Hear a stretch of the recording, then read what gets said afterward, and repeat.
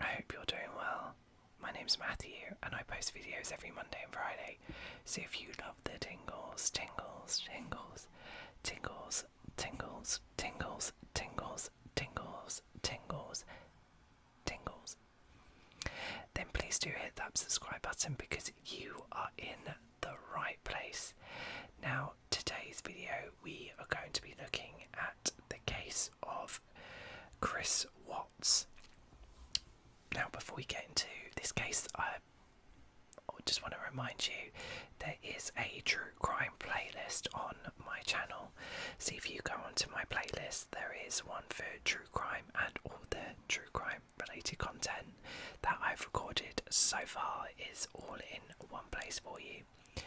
So yeah, and also guys, don't hesitate to leave any case suggestions that you want to hear in the comments below. I love doing the cases you guys suggest. Most of all the cases have been suggested. There's probably like this one today. I don't actually think was a suggested video. This is just a case I've wanted to do. Throw in between some of the suggested ones. So yeah. Anyway. Enough about that. You know where the true crime content is now. Anyway, so on the 13th of August 2018, the world was shaken by a horrifying crime that took place in a quiet town of Frederick, Colorado. A man who on the surface seemed to be a loving husband and father committed an unthinkable act that would forever change the lives of those around him. This is the tragic story of Chris Watts, a man who murdered his pregnant wife Shannon and her two young daughters Bella and Celeste. Chris and Shannon Watts appeared to be the perfect couple. They married in 2012 and soon after started a family. Shannon, a thriving businesswoman, often shared her life on social media, portraying a picture perfect family, with Chris and their two daughters, 4-year-old Bella and 3-year-old Celeste. They were expecting a third child, a boy, that they had already named Nico. However, beneath the surface there were cracks in the relationship, financial struggles, mounting debt and growing tensions put a strain on their marriage, but no one could have predicted the darkness that soon would emerge. On the 13th of August 2018, Shannon was dropped off at her home around 2 a.m. by her friend Nicole Atkinson. After returning from a business trip later that day, Nicole couldn't reach Shannon and noticed she missed a doctor's appointment. She grew concerned and contacted the police. When police officers arrived at the Watts residence, they found no signs of Shannon or the children. Chris, who was at work, seemed calm but concerned as he returned home to speak with the officers.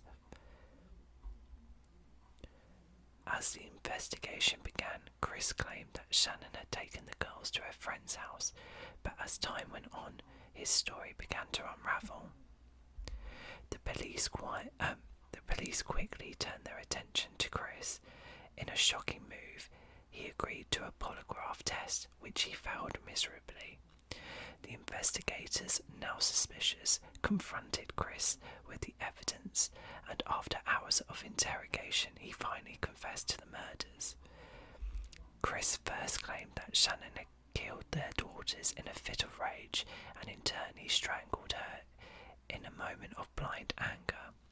However, this story didn't add up, and soon the horrifying truth came to light. On the morning of August 13th, after a brief conversation with Shannon about their marriage, Chris strangled her to death on their bed. He then wrapped her body in a sheet, loaded it into his truck and drove to an oil site where he worked. With his daughter still alive and with him, Chris arrived at the site where he smothered both Bella and Celeste before disposing of their bodies in an oil tank and burying Shannon in a shallow grave nearby. The brutal nature of the crime, coupled with the cold and calculated manner in which Chris disposed of his family, left the nation in shock. Chris Watts was arrested and charged with multiple counts of first-degree murder in November 2018. He pleaded guilty to all charges to avoid the death penalty. He was sentenced to 5 life sentences without the possibility of parole. The judge described his actions as perhaps the most inhumane and vicious crime that I have handled out of thousands of cases that I have seen. Shannon's family have been left to grapple with the unimaginable loss of their daughter and granddaughters and unborn grandson. They continue to honour their memory and advocate for victims of domestic violence. The case of Chris Watts serves as a chilling reminder that sometimes evil can lurk behind the most seemingly ordinary facades. As we remember the victims, let us also recognise the importance of seeking help in times of crisis and the need to support those who may be silently suffering. That is a brief overview of the case, but there's also another website that I'd like us to go through that had quite a nice timeline.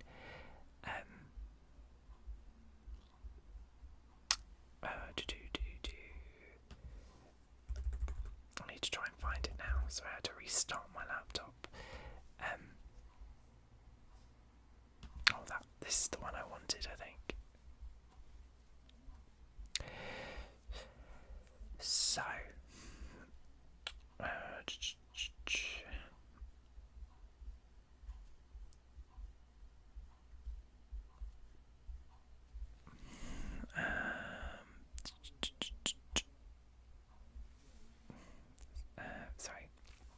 So, let's go through. So, on November 3rd, 2012, Shannon and Chris marry. They tie the knot in Charlotte, North Carolina. Then on December 17th, 2013, their first child, Bella, is born. The couple's first child, daughter Bella Marie Watts, is born in Colorado. Shannon was so excited to have her first baby girl. She spent every minute thanking God and taking care of her precious gift that the Lord had blessed her with. Their obituary reads how she loved and cherished her. Then on July 17th, 2015, their second daughter Celeste is born. Nicknamed Cece, younger daughter Celeste Catherine Watts is a summer baby, also born in Colorado. Oh, how Shannon was so excited to be able to have another child because of her battle with lupus. The family obituary reads, she was determined to stay healthy, and with her love for her Celeste, every moment with her was a blessing.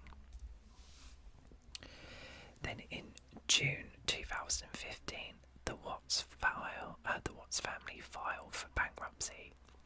With a combined income of $90,000 in 2014, in addition to credit card debt, student loans and medical bills, the couple filed for bankruptcy in June 2015, stating that their $3,000 mortgage and $600 card payments took up most of their $4,900 in monthly expenses.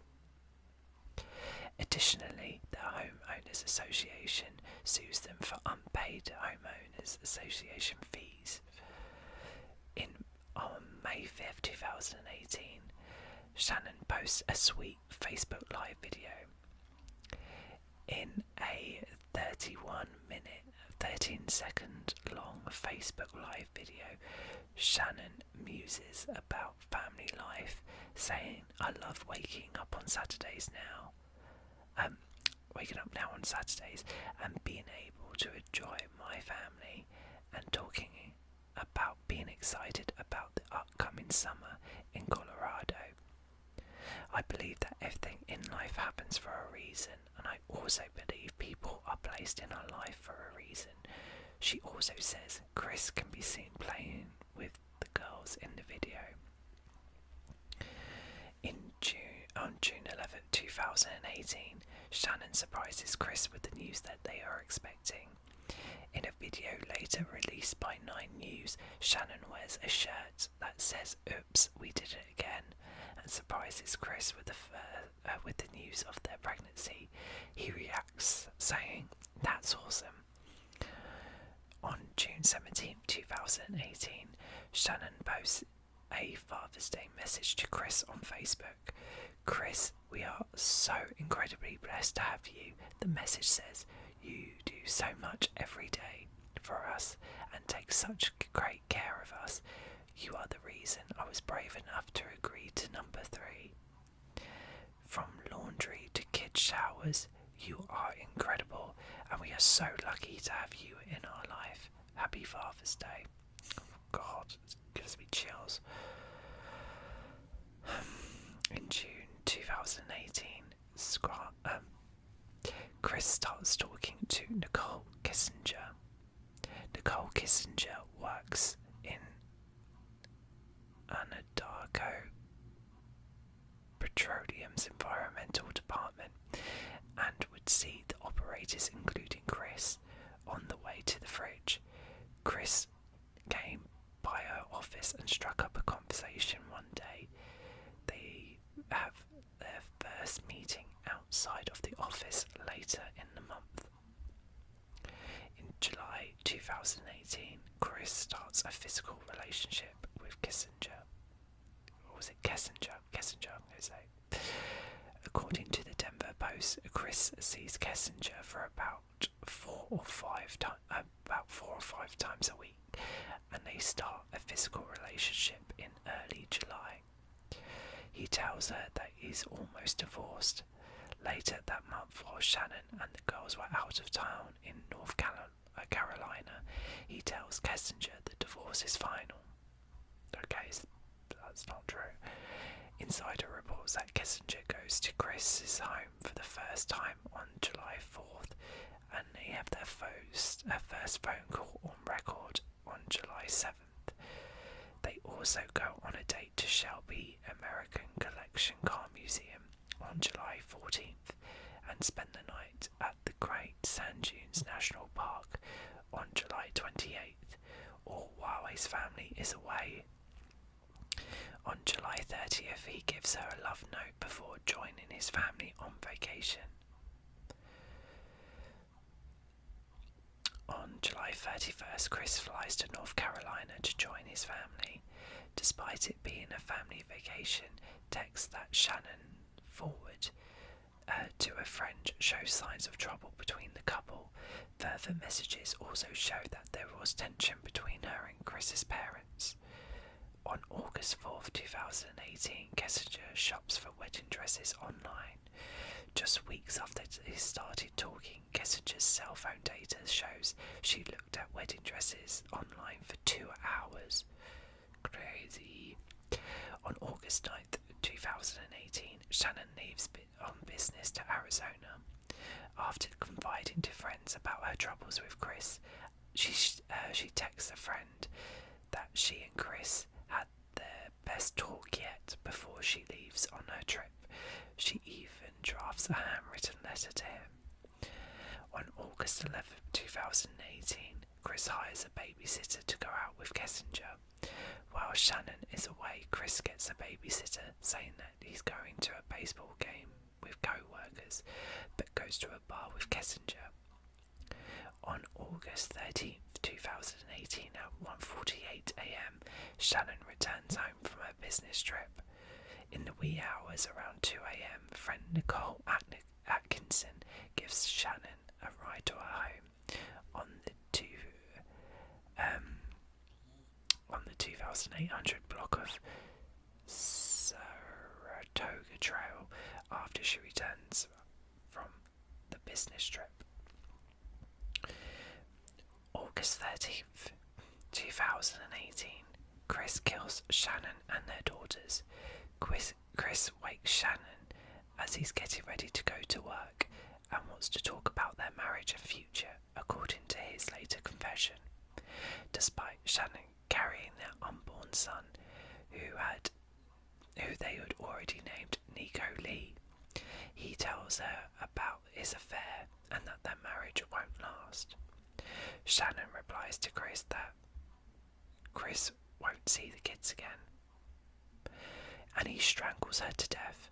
Bella, who was 4, comes in and asks what was wrong with Mum, and Chris wraps Shannon in a blanket and carries her to his truck. He puts the 2 kids in the back seat and drives to his work site. He then smothers Celeste in the back seat and puts her body in an oil tank, and does the same with Bella in another. Chris also buries his wife in the ground nearby, as he later confessed from prison. On August 13th, 2018, 5:15 a.m, Chris claims he left for work. Chris later tells Denver ABC affiliate, "I left for work early that morning, like 5:15 to 5:30, admitting that he and Shannon had an emotional conversation. August 13th, 2018, 1:40 p.m, Atkinson grew concerned and contacts local police. Later that day, Atkinson became worried when she doesn't hear from Shannon. "I called her and texted her several times," she says. "I knew she had a doctor's appointment that morning because she's pregnant. She didn't show up for it, and I was even more concerned." Shannon is reported missing at around 1:40 p.m. Atkinson calls the police, who do a welfare check. Shannon's phone, keys and purse are found at the house. According to the news stations, husband Chris says she was going to see a friend with the kids, and that's the last thing I heard. And that was it. It was very vague. On August 14th, 2018, Chris pleads for his family to return on a local news station. As the Colorado Bureau of Investigation issues an endangered missing alert, Chris talks to Denver ABC affiliate and pleads for their return. Shannon, Bella, Celeste, if you're out there, just come back. Like, if somebody has her, just please bring her back. I need to see everybody. I need to see everybody again. This house is not complete without anybody here. Please bring them back." On August 15th, 2018, Chris fails a polygraph test and admits to killing his wife, falsely blaming her for smothering their daughters. The FBI joins the search for the missing mother and daughters. Chris fails a polygraph test and confesses to his father, Ronnie, and then officials that he had killed Shannon, but falsely claims that the reason for the murder was because she had smothered their daughters. On August 16, 2018, Shannon, Bella and Celeste's bodies are found. The 3 murdered bodies are recovered at Chris's work site. The same day, Chris appears in the Weld County Court for a bond hearing. He is denied. Also, on this day, Kessinger speaks to the police saying, "I legitimately think his cheese was sliding off his cracker long before he met me." Okay, odd way to put it. August 21st, 2018, Chris is charged with first-degree murder. A week after he pleaded for their safe return, Chris is charged with 3 counts of first-degree murder, plus 2 additional first-degree charges for victims being under 12 or younger. Additionally, he faced another count for unlawful termination of a pregnancy, plus 3 counts of tampering with a body, and a total of 9 charges. On the 1st of September 2018, funerals are held for Shannon and daughter daughters in North Carolina. Shannon, Bella and Celeste are remembered at their funeral at the Sacred Heart Catholic Church in Pinehurst, North Carolina.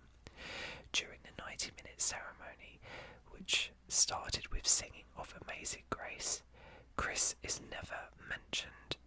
The priest reads a statement from Shannon's father, Frank Ruzek. You are nothing but pure love, always caring for everybody. You will always be Daddy's little girl. November 6th, 2018. Chris pleads guilty to all 9 counts. Chris appears in court pleading guilty to all 9 criminal accounts. Shannon's family requests that the death penalty not be sought. That was interesting as well. November 19th, 2018. Chris is sentenced to life in prison. Judge Marcelo Copcow,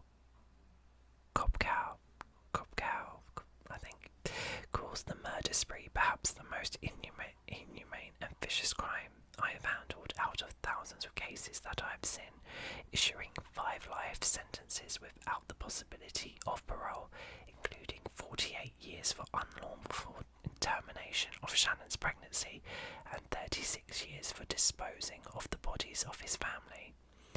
Also, on this day, Shannon's parents file for wrongful death against Chris. On December 3rd, 2018, Chris is transferred to Wisconsin Correctional Facility.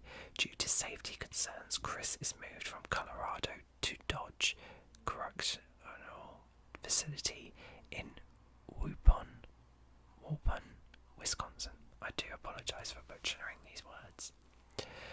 On February 18th, 2019, Chris confesses to killing his daughters in a detailed explanation. In a 5-hour interview from prison, Chris recounts the harrowing details of his young daughter's final moments and confesses to killing them and disposing of their bodies.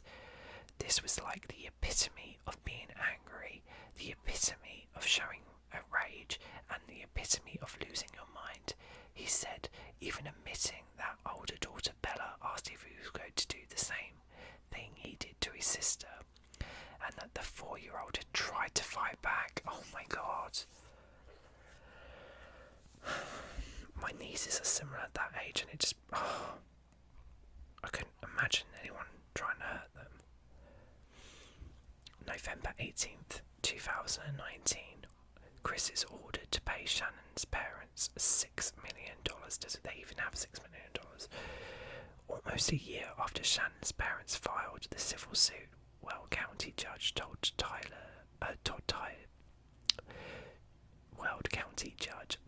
Taylor rules that Chris owes Shannon's parents $6 million. That's $3 million for each death. For each death and $3 million for emotional pain. The amount will grow with 8% interest, while they will unlikely get any of the money. It prevents Chris from profiting from the murders in any way. Quite rightly so. They did the right thing there, and I'm actually surprised the judge. I wouldn't be sure if the judge, because he was already in prison, whether or not they would have let that go through. But I'm glad they did. But I really hope you found this video to be interesting and relaxing. Thank you for watching. If you found this video informative, please give it a big thumbs up and consider subscribing to my channel for more true crime stories. Again, let me know in the comments what cases you would like me to cover, and remember, if you or someone you know is in danger, please don't hesitate to reach out for help, and please